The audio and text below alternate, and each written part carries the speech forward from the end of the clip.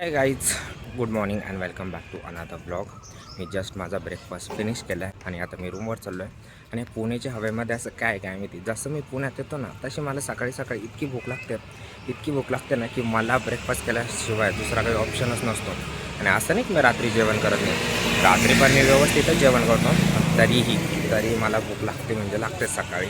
तर त्याच्यामुळे मला पुण्यात आलो ब्रेकफास्ट करणं मस्त होऊन जातं आहे.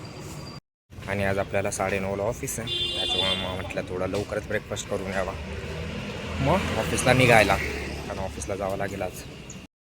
गाईज, मी जस्ट ऑफिसवरनं रिटर्न आलो आहे, आवरलं आहे, परत हेच कपडे घेतले जे मी ऑफिसला घालून गेलो होतो, कारण आता आपल्याला जायचं आहे KPला, कॅम्पच्या बर्गरला.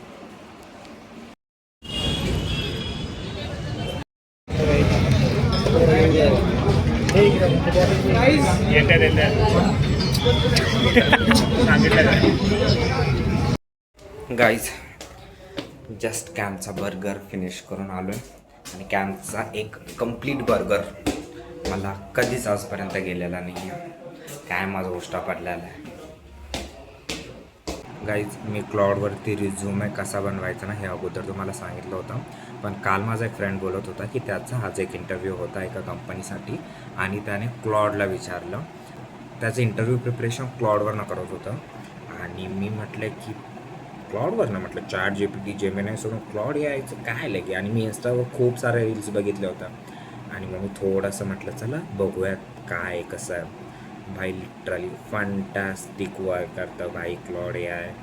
जर तुमचा रिझ्युमे बिल्डिंग तुम्ही जसं जसं इन्स्ट्रक्ट करताल ना, म्हणजे ChatGPTला खूप एक्सप्लेन करावं लागतं. क्लॉड AIवरती तुम्ही सिम्पल प्रॉम्प्ट टाका, तुमच्या जे काही मनात असतं ना त्या सगळ्या गोष्टी होऊन जातात.